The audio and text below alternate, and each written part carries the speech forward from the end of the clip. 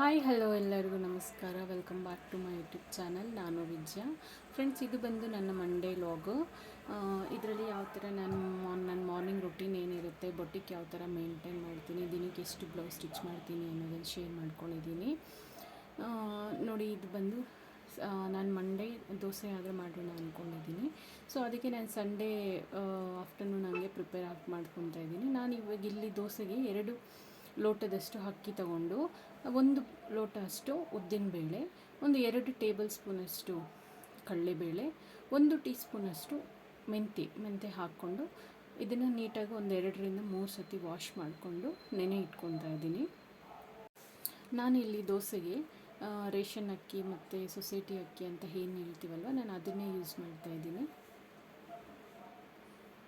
So ಅದಕ್ಕೆ ಎಷ್ಟು ಬೇಕೋ ಅಷ್ಟು ಅವಲಕ್ಕಿನೂ ನೆನೆಸ್ಕೊಂಡಿದ್ದೀನಿ. ಒಂದು 1/2 ಅವರ್ ಮುಂಚೆ, ರುಬ್ಕೊಳಕ್ಕೆ ಮುಂಚೆ ಒಂದು 1/2 ಅವರ್ ಮುಂಚೆ ನೆನೆಸ್ಕೊಂಡ್ರೆ ಸಾಕು. ಸೊ ನೋಡಿ, ನಾನಿಲ್ಲಿ ರಾತ್ರಿ 10 ಗಂಟೆ ಆಯಿತು. ಏಕೆಂತಂದರೆ ನನ್ನದು ತುಂಬ ಲೇಟಾಗಿ ದೋಸೆಗೆ ಹಾಕಿದೆ. ಅದಕ್ಕೆ ನಾನು 10 ಗಂಟೆ ಸುಮಾರು ಆ ಸಮಯದಲ್ಲಿ ರುಬ್ಬಿ ಇಟ್ಕೊತಾ ಇದ್ದೀನಿ. ಸೊ ಲೇಟ್ ಆಯಿತು. ಸ್ವಲ್ಪ ಚಳಿನೂ ಇರೋದಕ್ಕೆ ನಾನಿಲ್ಲಿ ಉಪ್ಪು ಮಿಕ್ಸ್ ಮಾಡಿ ಫರ್ಮೆಂಟೇಷನ್ಗಾದರೆ ಇಡ್ತಿದ್ದೀನಿ. ನೋಡಿ, ಇದು ನೆಕ್ಸ್ಟ್ ಡೇ ಬೆಳಗ್ಗೆ ತುಂಬ ಚೆನ್ನಾಗಿ ಫರ್ಮೆಂಟೇಷನ್ ಆದರೆ ಆಗಿತ್ತು. ದೋಸೆ ಹಿಟ್ಟು ತುಂಬ ಚೆನ್ನಾಗಿ ಬಂದಿತ್ತು. ಸೊ ಇಲ್ಲಿ ಹುಡುಗರು ಮಸಾಲೆ ದೋಸೆ ಬೇಕು ಅಂತ ಕೇಳಿರೋದಕ್ಕೆ ನಾನು ಪಲ್ಯ ಮತ್ತು ಚಟ್ನಿಗೆ ಆದರೆ ರೆಡಿ ಮಾಡ್ಕೊತಿದ್ದೀನಿ. ನಾನು ನೋಡಿ, ಇಲ್ಲಿ ಕಡಲೆ ಬೀಜ ಚಟ್ನಿ ಆದರೆ ಮಾಡ್ತಿದ್ದೀನಿ. ನಾನು ಯಾವುದೇ ಥರ ಕೊಬ್ಬರಿ ಆ ಥರ ಎಲ್ಲ ಏನೂ ಯೂಸ್ ಮಾಡಲ್ಲ ಚಟ್ನಿಗೆ. ಸೊ ಹುಡುಗರು ಮತ್ತು ನಮ್ಮ ಹಸ್ಬೆಂಡ್ಗೆ ಅಷ್ಟೊಂದು ಲೈಕ್ ಆಗೋಲ್ಲ. ಸೊ ಅದಕ್ಕೆ ನಾನು ಬರೀ ಕಡಲೆ ಬೀಜ ಹಾಕಿ ಚಟ್ನಿ ಮಾಡ್ತೀನಿ. ಬನ್ನಿ, ಇವಾಗ ಒಂದು ಪೊಟ್ಯಾಟೊ ಪಲ್ಯ ರೆಡಿ ಮಾಡ್ಕೊಳ್ಳೋಣ. ಆಲೂಗಡ್ಡೆ ಪಲ್ಯಕ್ಕೆ ಎಣ್ಣೆ, ಸಾಸಿವೆ ಹಾಕ್ಕೊಂಡು 1ರಿಂದ 2 ಟೇಬಲ್ ಸ್ಪೂನಷ್ಟು ಕಡಲೆಬೇಳೆ ಹಾಕ್ಕೊಂಡು ಚೆನ್ನಾಗಿ ಒಂದು ರೆಡ್ ಕಲರ್ ಬರೋವರೆಗೂ ಫ್ರೈ ಮಾಡ್ಕೊಳ್ಳೋಣ. ಜಾಸ್ತಿನೂ ರೋಸ್ಟ್ ಆದ್ರೂ ಚೆನ್ನಾಗಿರಲ್ಲ. ಮೀಡಿಯಮ್ ಆಗಿ ಫ್ರೈ ಆದಮೇಲೆ ನಮ್ಗೆ ಖಾರಕ್ಕೆ ಎಷ್ಟು ಬೇಕೋ ಅಷ್ಟು ಹಸಿಮೆಣ್ಸಿನ್ಕಾಯಿ ಹಾಕ್ಕೊಂಡು, ನಾವು ಆಯಿಲಲ್ಲೇ ಹಸಿಮೆಣ್ಸಿನ್ಕಾಯಿ ಹಾಕೋದ್ರಿಂದ ಫ್ಲೇವರ್ ಅನ್ನೋದು ಚೆನ್ನಾಗಿ ಬಿಡುತ್ತೆ. ಸೊ ಒಂದು 1 to 2 ಮಿನಿಟ್ಸ್ ಫ್ರೈ ಮಾಡಿಕೊಂಡು, ಒಂದು ಮೀಡಿಯಮ್ ಸೈಜ್ ಒಂದು 3 ಈರುಳ್ಳಿ ಅಷ್ಟು ಕಟ್ ಮಾಡಿ ಹಾಕ್ಕೊಂಡು ಚೆನ್ನಾಗಿ ಒಂದು ಗೋಲ್ಡನ್ ಕಲರ್ ಬರೋವರೆಗೂ ಒಂದು ಸ್ವಲ್ಪ ಫ್ರೈ ಮಾಡಿಕೊಂಡು, ಅದರಲ್ಲೇ ನಾನು ಈರುಳ್ಳಿ ಜೊತೆನೇ ಕರಿಬೇವೂ ಹಾಕ್ಕೊಂಡಿದ್ದೀನಿ.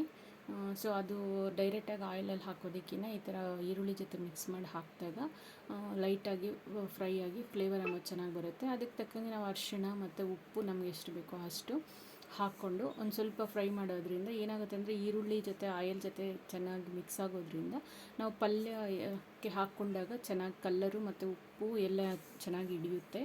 ಸೊ ಅದ್ರ ಜೊತೆಗೆ ನಾನು ಒಂದು ಕಾಯಿಸಿಟ್ಕೊಂಡಿರೋಂಥ 1 ಲೋಟ ನೀರು ಆದರೆ ಹಾಕ್ಕೊತಿದ್ದೀನಿ. ಯಾಕೆಂದರೆ ಫುಲ್ ಡ್ರೈ ಆಗಿತ್ತು ಆಲೂಗಡ್ಡೆ. ಅದಕ್ಕೆ 1 ಲೋಟ ಬಿಸಿ ನೀರು ಹಾಕ್ಕೊಂಡು ಮಿಕ್ಸ್ ಮಾಡ್ಕೋಬೇಕು. ತಣ್ಣೀರು ಏನಾದರೂ ಹಾಕಿದ್ರೆ ಅದು ಈವ್ನಿಂಗ್ ಸ್ವಲ್ಪ ಲೇಟ್ ಏನಾದರೂ ಇದ್ದಾಗ ಅದು ಕೆಟ್ಟೋಗೋವಂಥ ಚಾನ್ಸಸ್ ಇರುತ್ತೆ. ಅದಕ್ಕೆ 1 ಲೋಟ ಬಿಸಿ ನೀರು ಕಾಯಿಸಿ ಹಾಕ್ಕೊಂಡ್ರೆ ಆ ಥರ ಎಲ್ಲ ಏನೂ ಆಗದಿರ ಚೆನ್ನಾಗಿರುತ್ತೆ. ಈವ್ನಿಂಗು ಸ್ವಲ್ಪ ಉಳಿದ್ರೂ ಚೆನ್ನಾಗಿರುತ್ತೆ ಅಂತ ನಾನು ಈ ಥರ ಒಂದು ಲೋಟದಷ್ಟು ಬಿಸಿ ನೀರು ಕಾಯಿಸಿ ಹಾಕ್ಕೊಂಡು ಮಿಕ್ಸ್ ಮಾಡ್ಕೊತೀನಿ. ನೀರು ಹಾಕೋದ್ರಿಂದ ನಮಗೂ ಅಷ್ಟೇ ಇದು ಪಲ್ಯ ಅನ್ನೋದು ಡ್ರೈ ಆಗದಿರ ಚೆನ್ನಾಗಿ ಕಾಣಿಸುತ್ತೆ. ಲಾಸ್ಟಲ್ಲಿ ಒಂಚೂರು ಕೊತ್ತಂಬರಿ ಸೊಪ್ಪು ಹಾಕ್ಕೊಂಡು ಒಂದು ನಿಮಿಷ ಇಲ್ಲ 1-2 ನಿಮಿಷ ಫ್ರೈ ಮಾಡಿಕೊಂಡ್ರೆ ಸಾಕು. ಜಾಸ್ತಿ ಏನು ಫ್ರೈ ಮಾಡೋಷ್ಟಿಲ್ಲ. ಸೊ ನೋಡಿ, ದೋಸೆ ಆದರೆ ತುಂಬ ಚೆನ್ನಾಗೇ ಬಂದಿತ್ತು. ಬಣ್ಣ ಆಗ್ಬೋದು ಮತ್ತು ಸ್ಟ್ರಕ್ಚರ್ ಆಗ್ಬೋದು, ಚೆನ್ನಾಗೇ ಬಂದಿತ್ತು ದೋಸೆ. ಲೇಟ್ ಆದ್ರೂ ಇವಾಗ ಇಬ್ಬರು ಮಕ್ಕಳು ನಾನು ಟಿಫನ್ ರೆಡಿ ಮಾಡೋ ಅಷ್ಟೊತ್ತಿಗೆ ಇಬ್ಬರು ರೆಡಿ ಆಗಿರ್ತಾರೆ. ಸೊ ಅವ್ರಿಗೊಂಥರ ಹೋಟೆಲ್ ಸ್ಟೈಲಲ್ಲಿ ಪ್ಲೇಟಲ್ಲೆಲ್ಲ ಕೊಟ್ಟರೆ ಚೆನ್ನಾಗಿರುತ್ತೆ ಅಂತ ಅಂದ್ಬಿಟ್ಟು ನಾನು ಈ ಥರ ಇದನ್ನ ಮಾಡಿ ಕೊಟ್ಟೆ ಅರೇಂಜು. ನಾನು ತಿಂಡಿ ಎಲ್ಲ ರೆಡಿ ಮಾಡೋ ಅಷ್ಟೊತ್ತಿಗೆ ಹುಡುಗರಿಬ್ಬರು ರೆಡಿಯಾಗಿ ಟಿಫನ್ ಕೊಡಿ ಮಮ್ಮಿ ಅಂತಂದರು. ಸೊ ಪ್ರಿಪೇರ್ ಆಯಿತು. ಅಷ್ಟರಲ್ಲೇ ನನಗೆ ಮೆಸೇಜ್ ನೋಡಿದೆ, ಮಂಡೇ ಬಂದು ಒಂದು ಸ್ವಲ್ಪ ಪ್ರೋಟೀನ್ ಫುಡ್ ಏನಾದರೂ ಮೆಸೇಜ್ ಕಳಿಸಿರ್ತಾರೆ. ನಾನು ಮರ್ತೋಗಿದೆ ಅಂತ ಲಾಸ್ಟ್ ಮಿನಿಟಲ್ಲಿ ನೋಡಿದೆ. ಅವರು ಅನ್ನ ಸಾಂಬಾರು ಮತ್ತು ಮೊಳಕೆ ಕಾಳು ಪಲ್ಯ ಕಳಿಸ್ಬೇಕು ಅಂತಂದಿದ್ರು. ಬಟ್ ನಾನು ದೋಸೆ ಮಾಡಿಬಿಟ್ಟಿದ್ನಲ್ಲ, ಅದಕ್ಕೆ ಅಟ್ಲೀಸ್ಟ್ ಮೊಳಕೆ ಕಾಳು ಪಲ್ಯ ಆದರೂ ಕಳಿಸೋಣ ಅಂತ. ಸೊ ನಾನು ಮುಂಚೆನೇ ರೆಡಿ ಮಾಡಿ ಇಟ್ಟಿರ್ತೀನಿ. ವಾರದಲ್ಲಿ ನಾನು 1-2 ಸತಿ ನಾನು ಮೊಳಕೆ ಕಾಳು ಅನ್ನೋದು ರೆಡಿ ಮಾಡಿ ಇಟ್ಕೊಂಡಿರ್ತೀನಿ. ಸೊ ಇದ್ದಿದ್ದರಿಂದ ಅದ್ರ ಜೊತೆಗೆ ಒಂದು ಸ್ವಲ್ಪ ಕ್ಯಾರೆಟು, ಈರುಳ್ಳಿ, ಕರಿಬೇವು, ಕೊತ್ತಂಬರಿ ಸೊಪ್ಪು ಎಲ್ಲ ಕಟ್ ಮಾಡಿ ಉಪ್ಪು ಹಾಕಿ ಮಿಕ್ಸ್ ಮಾಡಿ ಬಾಕ್ಸಿಗಾದರೆ ಹಾಕ್ಕೊಟ್ಟೆ. ಸೊ ಹುಡುಗರೆಲ್ಲ ಹೊರಟ ಮೇಲೆ ನನಗೆ ಒಂದು ಸ್ವಲ್ಪ ಹೊರಗಡೆ ಎಲ್ಲ ಕೆಲಸ ಇತ್ತು. ತಾಲೂಕು ಆಫೀಸಲ್ಲೆಲ್ಲ ಕೆಲಸ ಇದ್ದಿದ್ದಕ್ಕೆ ಹೋಗಿ ನೋಡಿಕೊಂಡು ಬಂದು ನಾನಾದರೆ ನನ್ನ ಸ್ಟಿಚಿಂಗ್ ಆದರೆ ಸ್ಟಾರ್ಟ್ ಮಾಡಿಕೊಂಡೆ. ನನಗೆ ಒಬ್ಬರು ಚನ್ನಸಂದ್ರದಿಂದ ಕಸ್ಟಮರು ಫೋನ್ ಮಾಡಿದರು, ಅಕ್ಕ ನಾವಿವತ್ತು ಬರ್ತೀವಿ, ನಮ್ಮ ಬ್ಲೌಸಸ್ ಎಷ್ಟು ಸಾಧ್ಯ ಆದರೆ ಅಷ್ಟು ರೆಡಿ ಮಾಡಿ, ನಮ್ದು ಇನ್ನೂ ಹಬ್ಬಕ್ಕೆ ಬ್ಲೌಸಸ್ ಎಲ್ಲ ಕೊಡೋದಿದೆ, ಸೊ ಬರ್ತೀವಿ, ಅಟ್ಲೀಸ್ಟ್ 1 or 2 ಆದರೂ ರೆಡಿ ಮಾಡಿ ಅಂತ ಹೇಳಿದರು. ಸೊ ನಾನು ಹುಡುಗಿ ಯಾರಿದ್ದಾರಲ್ಲ ಅವರು ಮದರ್ದಾದರೆ ನಾನೆಲ್ಲ ರೆಡಿ ಮಾಡಿದ್ದೆ ಬ್ಲೌಸಸ್ಸು. ಆ ಹುಡುಗಿದು ಬ್ಲೌಸ್ ಆದರೆ ಏನೂ ರೆಡಿ ಮಾಡಿರಲಿಲ್ಲ. ಸೊ ಅಟ್ಲೀಸ್ಟ್ ಅವ್ರು ಅಷ್ಟು ಹೇಳಿದ್ದಕ್ಕಾದರೂ ರೆಡಿ ಮಾಡೋಣ, ಅಟ್ಲೀಸ್ಟ್ 1 or 2 ಆದರೂ ರೆಡಿ ಮಾಡಿಕೊಡೋಣ ಅಂತ. ಸೊ ಬಂದು ಬೇಗ ಸ್ಟಿಚಿಂಗ್ ಆದರೆ ಸ್ಟಾರ್ಟ್ ಮಾಡ್ಕೊಂಡಿದ್ದೆ. ನಾನು 1 ಡೇ ಅವ್ರು ಮುಂಚೆನೇ ನನಗೇನಾದರೂ ಕಾಲ್ ಮಾಡಿದ್ದಿದ್ರೆ ಅಟ್ಲೀಸ್ಟ್ ನಾನು ನೈಟಲ್ಲಿ ಕಟ್ಟಿಂಗ್, ಮ್ಯಾಕ್ಸಿಮಮ್ ನಾನು ನೈಟಲ್ಲೇ ಕಟ್ಟಿಂಗ್ ಹಾಕ್ಕೊತೀನಿ. ಏಕೆಂತಂದರೆ ಸ್ಟಿಚಿಂಗ್ ಬೇಗ ನಡೆಯುತ್ತೆ. ಬೆಳಗ್ಗೆ ಬಂದು ನಾವು ವರ್ಕ್ ಸ್ಟಾರ್ಟ್ ಮಾಡಿ ಆವಾಗೇ ಕಟ್ಟಿಂಗ್ ಮಾಡಿ ಆವಾಗೇ ಸ್ಟಿಚ್ ಮಾಡೋದು ಅಂತಂದರೆ ಸ್ವಲ್ಪ ಕಷ್ಟ ಅನಿಸುತ್ತೆ.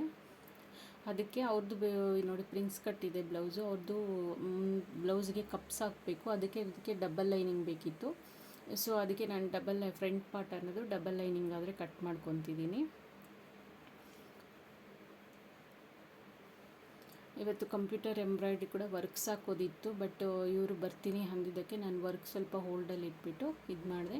ನೋಡಿ ನಾನು ಈ ಥರ ಕಸ್ಟಮರ್ಸ್ ಯಾರಾದರೂ ಬ್ಲೌಸಸ್ ಕೊಟ್ಟು ಅವರೇನಾದರೂ ಡಿಸೈನ್ಸ್ ಸೆಲೆಕ್ಟ್ ಮಾಡಿದಾಗ, ಇಲ್ಲ ಅವರೇ ಬ್ಲೌಸಲ್ಲಿ ಏನಾದರೂ ಎಲ್ಲ ಬ್ಲೌಸು ಒಂದೇ ಥರ ಹೊಲ್ಸ್ಕೊಳಲ್ಲ, ಏನಾದ್ರು ಚೇಂಜಸ್ ಹೇಳ್ತಾರೋ ಬ್ಲೌಸ್ಗೆ, ನಾನು ಅದನ್ನು ಒಂದು ಸ್ಲಿಪ್ಪಲ್ಲಿ ಬರೆದು ಅದೇ ಬ್ಲೌಸಲ್ಲಿ ಹಾಕಿಟ್ಟಿರ್ತೀನಿ. ಸೊ ಅದು ನಾನು ಕಟ್ಟಿಂಗ್ ಹಾಕೋವಾಗ ತುಂಬಾ ಹೆಲ್ಪ್ ಆಗುತ್ತೆ. ಸೊ ಇದು ಬಂದು ನಾನು ಸಂಡೇ ಆಫ್ಟರ್ನೂನಿಂದ ಮತ್ತು ಮಂಡೇ ಈವ್ನಿಂಗ್ವರೆಗೂ ನಾನು ಎಷ್ಟು ಬ್ಲೌಸಸ್ ಹೊಲಿದೆ ಅಂತ ನೋಡೋಣ. ನಾನಾದರೆ ಟೋಟಲ್ ಒಂದು 5 ಬ್ಲೌಸಸ್ ಹೊಲಿದೆ 2 ದಿನದಲ್ಲಿ. ಸೊ ಇದು ಬಂದು ನೋಡಿ, ಇದು ನಾರ್ಮಲ್ ಬ್ಲೌಸೇ, ಬಟ್ ಮುಂದುಗಡೆ ಒಂದು ಸ್ವಲ್ಪ ಸ್ಟಾರ್ ನೆಕ್ ಥರ, ಹಿಂದುಗಡೆ ಪಾಟ್ ನೆಕ್ ಬಂದಿದೆ, ನಾರ್ಮಲ್ ಥ್ರೆಡ್ ಪೈಪಿಂಗು. ಇದು ಒಂದು ಬ್ಲೌಸು ಸೇಮ್ ಚನ್ನಸಂದ್ರ ಕಸ್ಟಮರ್ದೆ ಇದೂ. ಸೊ ಅವರು ಇದೇ ಥರ ಡಿಸೈನ್ ಬೇಕು ಅಂತ ನನಗೆ ಒಂದು ಪಿಂಟ್ರೆಸ್ಟಲ್ಲಿ ಪಿಕ್ ತೆಗೆದು ವಾಟ್ಸಪ್ಪಲ್ಲಿ ಕಳಿಸಿದ್ರು. ಸೊ ನಾನು ಇದನ್ನು ರೆಡಿ ಮಾಡಿಟ್ಟಿದ್ದೆ. ಸುಮಾರು ಇವರು ಈ ಬ್ಲೌಸಸ್ ಎಲ್ಲ ತೊಗೊಂಡೋದ್ರೆ ಇನ್ನೂ ಹಬ್ಬಕ್ಕೆಲ್ಲ ಬ್ಲೌಸಸ್ ಕೊಡೋದಿದೆ ಅಂತ ಹೇಳಿದ್ದಕ್ಕೆ ನಾನು ಬೇಗ ರೆಡಿ ಮಾಡಿದೆ. ಇದು ಇನ್ನೊಂದು ಪಫ್ ಹ್ಯಾಂಡ್ಸ್ ಇಟ್ಟಿದ್ದೀನಿ. ಸೊ ಇದು ಬಂದು ಕಪ್ಸ್ ಹೊಲ್ದಿದ್ದೀನಿ. ತುಂಬಾ ಚೆನ್ನಾಗಿ ಬಂದಿತ್ತು ಬ್ಲೌಸ್. ಆದರೆ ಇದು ಸಾಫ್ಟ್ ಕ್ಲಾತು, ಬಟ್ ಒಂದು ಸ್ವಲ್ಪ ಟೈಮ್ ಹಿಡೀತು ಹೊಲಿಯೋದಕ್ಕೆ. ಇದು ಬಂದು ನಾರ್ಮಲ್ ಬ್ಲೌಸ್ ಅಷ್ಟೇ, ಬಟ್ ಕಾಂಟ್ರಾಸ್ಟ್ ಪೈಪಿಂಗ್ ಇಟ್ಟಿದ್ದೀನಿ. ಬ್ಲೌಸ್ ಮಾತ್ರ ತುಂಬ ಚೆನ್ನಾಗಿ ಕಾಣಿಸ್ತಿತ್ತು ಕಾಂಟ್ರಾಸ್ಟ್ ಪೈಪಿಂಗ್ ಇಟ್ಟಿದ್ದಕ್ಕೆ ರೆಡ್ ಕಲರಲ್ಲಿ.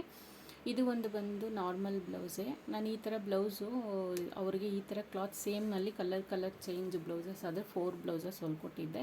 ಅದು ಬಾರ್ಡ್ರ್ ಆದರೆ ತುಂಬ ಚಿಕ್ಕದಾಗಿದ್ದಕ್ಕೆ ರೌಂಡ್ ಬರಲ್ಲ ಸ್ಲೀವ್ಗೆ ಅಂತಂದ್ಬಿಟ್ಟು ನಾನು ಸ್ಟ್ರೈಟಾಗೆ ಹಾಕಿ ಹೊಲ್ಕೊಟ್ಟಿದ್ದೆ ಕಸ್ಟಮರ್ಗೆ. ಸೊ ಇದು ನನ್ನ ಇವತ್ತಿನ ಮಂಡೇ ಲಾಗು. ಯಾರಿಗೆಲ್ಲ ಇಷ್ಟ ಆಗಿದೆ ಖಂಡಿತ ಲೈಕ್ ಮಾಡಿ, ಹಂಗೆ ಶೇರ್ ಮಾಡಿ, ಸಪೋರ್ಟ್ ಮಾಡಿ ಅಂತ ಕೇಳ್ತಾ ಥ್ಯಾಂಕ್ ಯು ಸೋ ಮಚ್.